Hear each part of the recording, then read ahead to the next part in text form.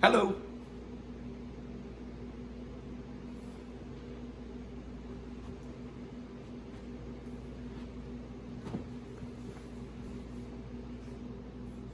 I would like to welcome you to Storytime. Today's story is about a dog with a very unusual tale.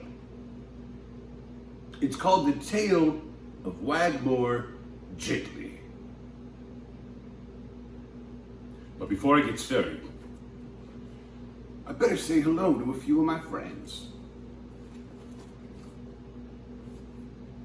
I would like to say a big hello to Shannon and Dorian and Jennifer. Hello. Welcome to Storytime. Well,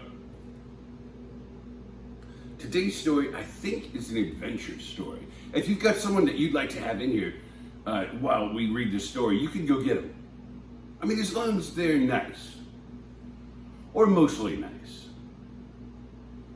Or as long as they're not mean. Okay, ready? Okay. The Tale of Wagmore Gently. Linda Ashman, illustrated by John Bendall-Brunello.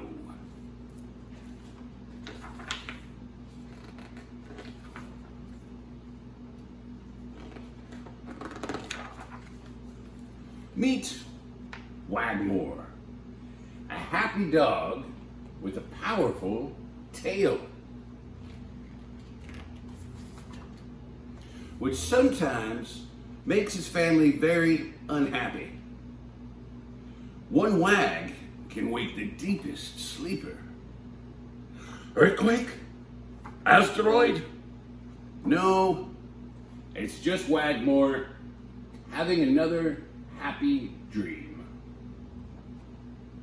Wow.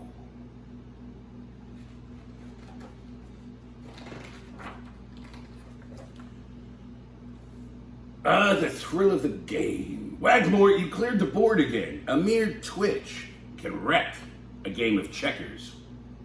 And a few blissful thumps can spoil a fine musical performance.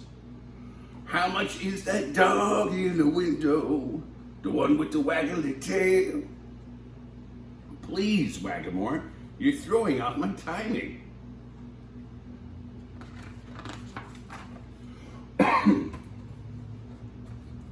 One morning, Wagmore's wildly wagging tail lopped off the zinnias, scattered Bertha's kitty litter, and woke up the baby.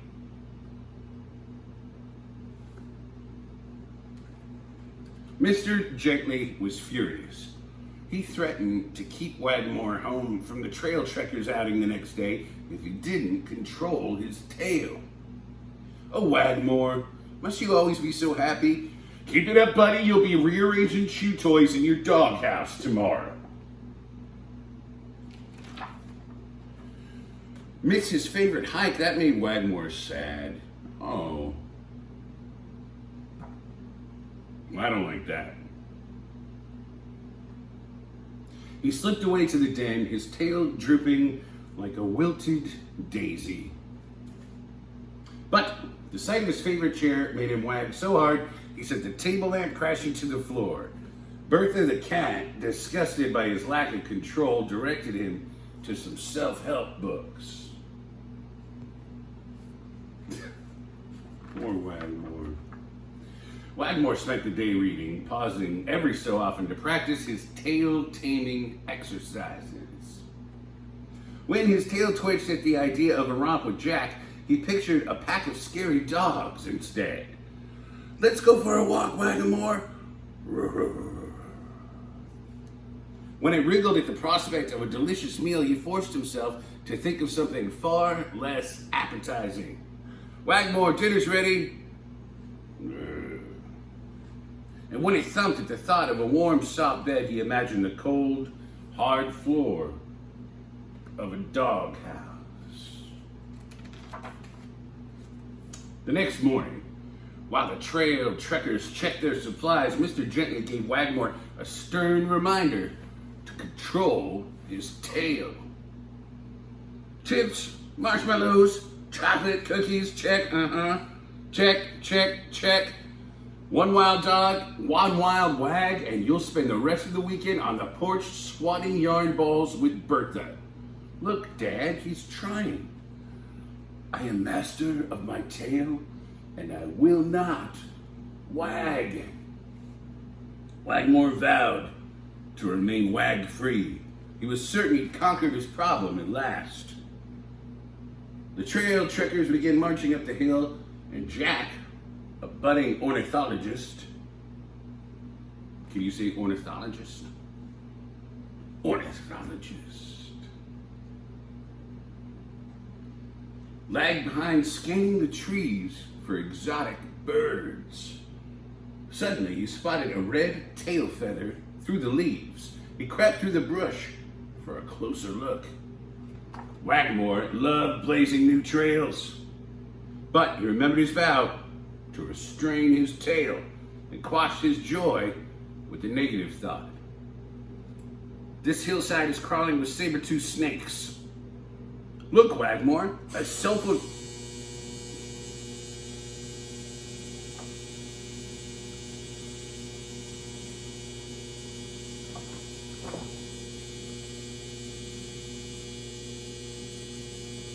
That means it's snack time.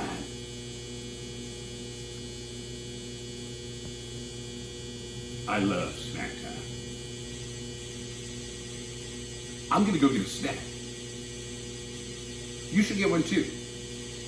I'll be right back.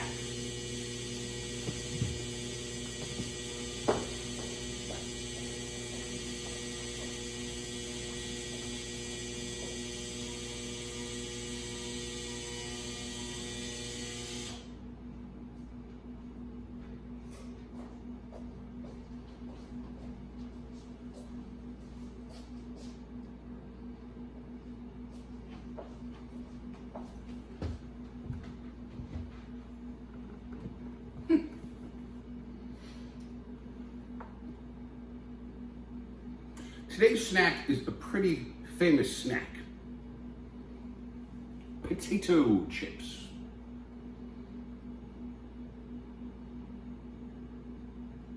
There are lots of different kinds of potato chips. These kind are luau barbecue.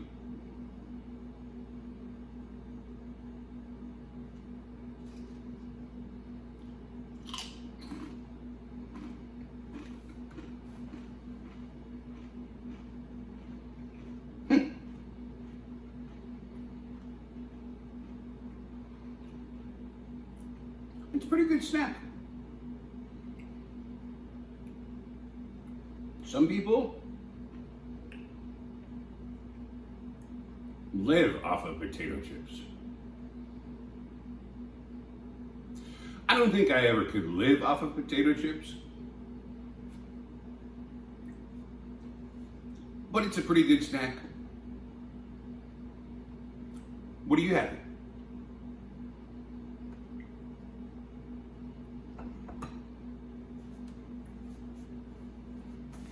Well,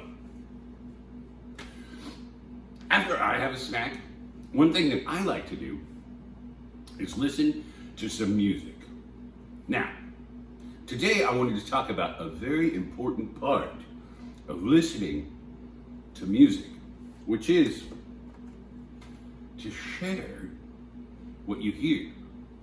And one of the best ways to share music is a very, very old-fashioned way, back from when I was probably your age, or maybe a little older, but it was a long, long time ago. And it's called a mixtape. Do you know what a mixtape is? Or I think sometimes nowadays they call it a playlist.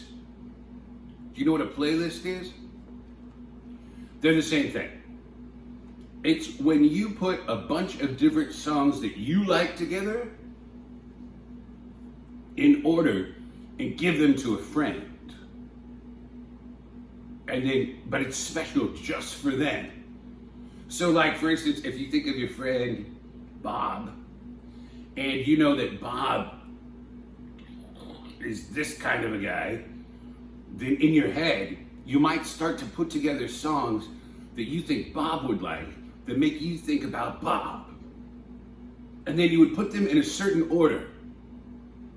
And it's important, the order is important, because they're gonna listen to it in order. So you want to start off with something,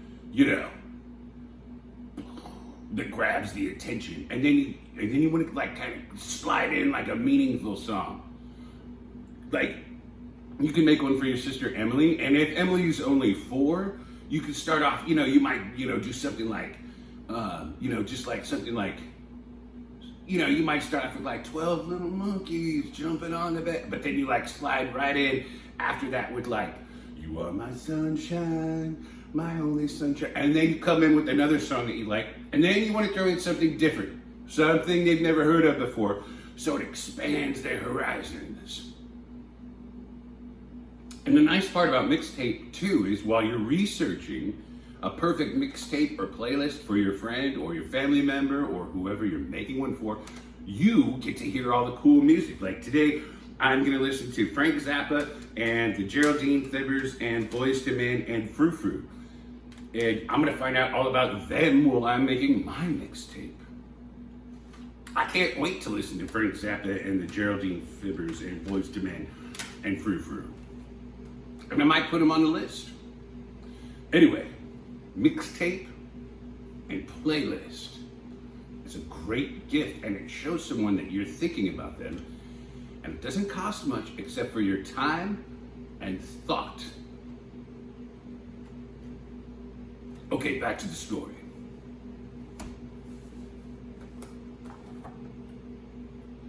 Wagmore loved blazing new trails, but he remembered his vow to restrain his tail and quashed his joy with a negative thought. This hillside is crawling with saber-toothed snakes. Look, Wagmore, it's a sulfur-bellied flycatcher. This hillside is crawling with saber-toothed snakes. This hillside is crawling with saber-toothed snakes. Say it with me. This hillside is crawling with saber-toothed snakes. The bird hopped along the edge of a cliff and then disappeared. Jack crawled along the ledge, grabbing a branch to steady himself, but all at once, the branch gave way and Jack tumbled down the hill. Yikes! Wagmore was thrilled at the thought of rolling in the grass, but fought the urge to wag. He fought it so hard, in fact, he didn't realize that Jack was in trouble.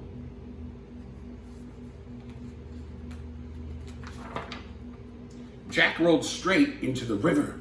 Wagmore found swimming in the fast-flowing rapids particularly exhilarating, but remembered Mr. Gently's warning and concentrated on thinking terrible thoughts. The river is swimming with hungry piranhas. The river is swimming with hungry piranhas. You can say it with me. The river is swimming with hungry piranhas. Faster, Wagmore. He concentrated so hard he didn't notice the fear on Jack's face. When Wagmore finally realized that Jack needed help, he paddled him back to shore, and they sat by the river resting. Thanks, Wagmore. You saved me. And Wagmore liked feeling appreciated so much that he couldn't think of a single unpleasant thought, and his tail quivered. Stop that. I am master of my tail. I have conquered the canine curse. I will not wag. Do you hear me? Now be still. We're lost, Wagmore, said Jack. You gotta get us out of this canyon. Wagmore loved feeling needed. He struggled to stifle his happiness, but his willpower was weakening. His tail twitched harder. I'm scared, said Jack. He gave Wagmore a hug. Wagmore loved hugs more than Bow Wow Beefy Bones. And his tail trembled. He curled up in a ball and focused all of his energy on being miserable. And then Jack rubbed his belly. It was too much. Wagmore's tail hit the stream so hard it sent a blast of water shooting high into the air.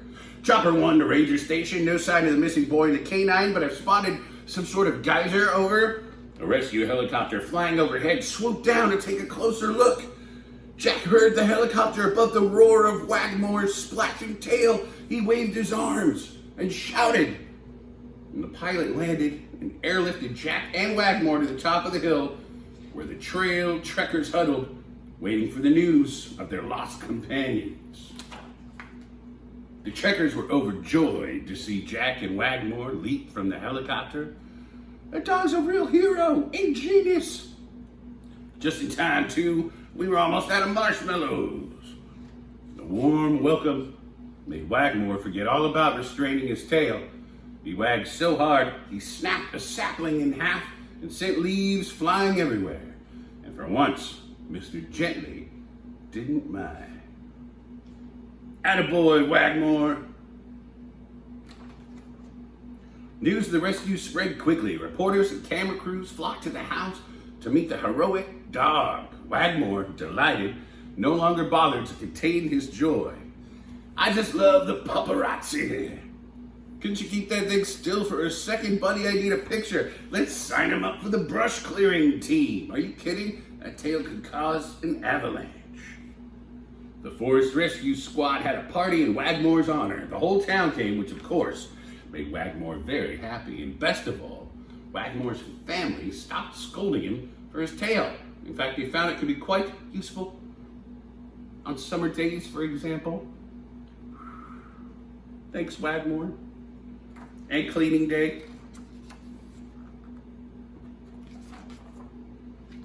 And once they bought some earmuffs and rearranged the furniture, Wagmore's tail wasn't a problem at all. And that made everyone happy, especially Wagmore.